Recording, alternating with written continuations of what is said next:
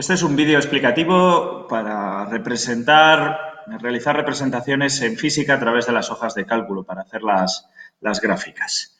Sirve tanto para tercero de la ESO como para cuarto de la ESO.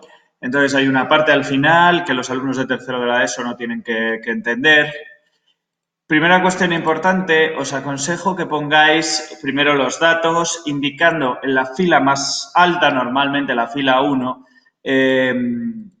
exactamente a qué corresponde el dato.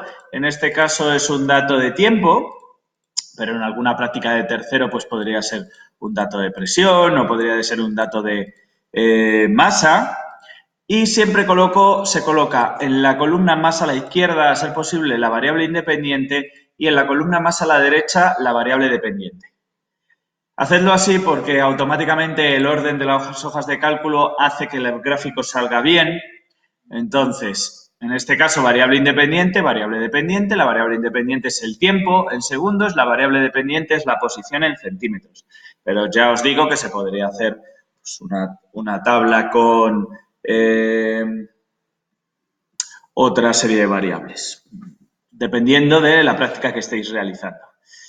Se seleccionan las celdas y a continuación se pulsa Insertar, Gráfico.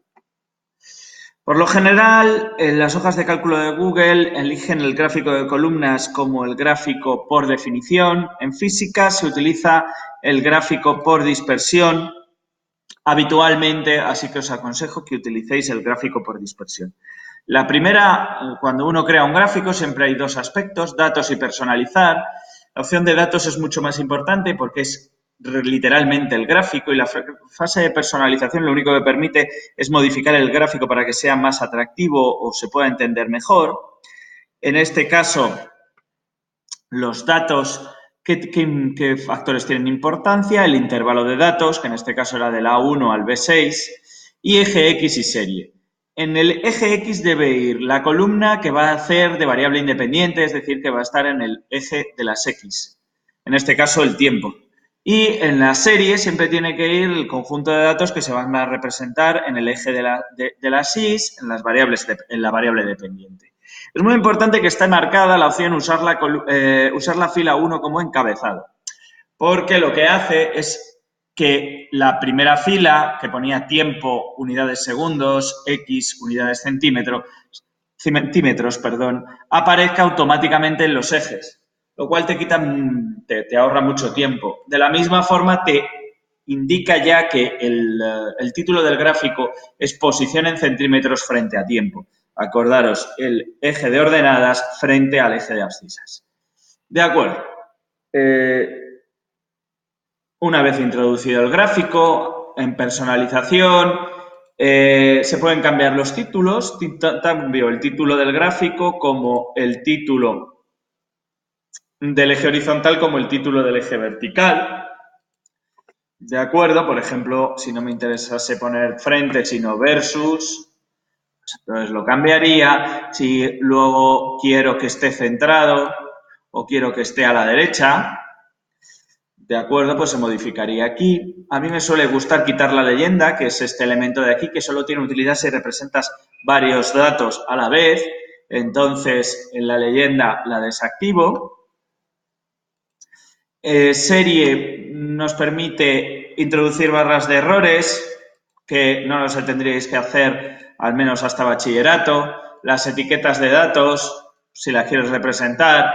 La línea de tendencia es una cuestión que puede ser muy interesante para los alumnos de cuarto de la ESO, entonces todavía no lo voy a explicar. Sí es importante saber bajar el tamaño de los puntos para que se pueda distinguir mejor y poderlos cambiar con otras formas, quizá con una marca, etcétera. Aumentar el tamaño, esto sí puede ser más interesante. Y a continuación está el eje horizontal y el eje vertical. En el eje horizontal y el eje vertical hay unas cosas muy interesantes que son valor mínimo y valor máximo. El valor mínimo y el valor máximo te permite organizar la representación para que se adapte mejor a tus intereses. Por ejemplo, con un valor mínimo de 0, pero que el valor máximo sea de 100 porque por alguna razón quiero dejar representado el 100. Si os dais cuenta, el gráfico ha cambiado automáticamente. Muy, muy interesante es las líneas de cuadrícula. Las líneas de cuadrícula nos interesan las líneas de cuadrícula secundarias, que son las líneas pequeñitas entre las dos líneas grandes. En este caso, convendría elegir unas líneas de cuadrícula tal cual. Tener cuidado, se suelen poner impares, pero bueno, en este caso, si os dais cuenta, quiero que vaya de 5 en 5, 1, 2, 3, 4, 5, por lo tanto, esto sería 5, 10, 15, 20, 25, por lo tanto, me permitiría aproximar mejor la medida de cada uno de los datos. Si quisiesen más líneas independientes, pues puedo intentarlo así, o incluso líneas independientes hasta 24, por ejemplo, para que me dé, perdón, no me permite llegar hasta 24, pero así iríamos de 2,5 en 2,5, esto sería 2,5, esto sería 5, 7,5, 10, 12,5, etc. Las líneas secundarias son muy interesantes. Una vez se ha creado el gráfico, pues lo único que tendrías que hacer es copiarlo. Para copiarlo se pulsan estos puntos y se puede guardar la imagen en el ordenador o se puede directamente copiar el gráfico y enviar a través de un mail o pegar en otro documento como un documento de Google.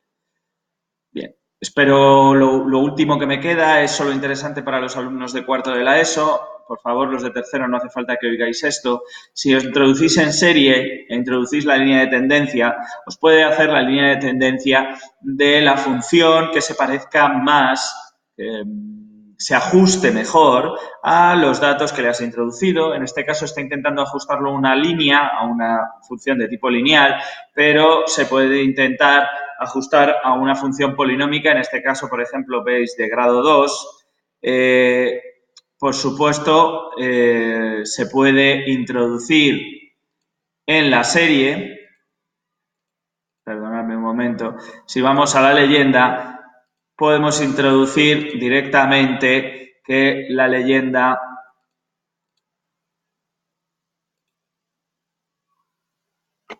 sea la ecuación, ¿de acuerdo? Entonces, si veis esto, ahora mismo estaría representando cuál es esta parábola, la parábola que se ajusta mejor a este conjunto de datos. Os puede servir especialmente para calcular la pendiente o para calcular la recta exacta que mejor se ajusta al conjunto de puntos que habéis obtenido experimentalmente. Recordar también que a partir de primero de bachillerato, pues a través del ajuste con mínimos cuadrados podréis hacer esto vosotros. Comprenderéis mejor el significado de un ajuste. De acuerdo, muchas gracias por escucharme. Buen día.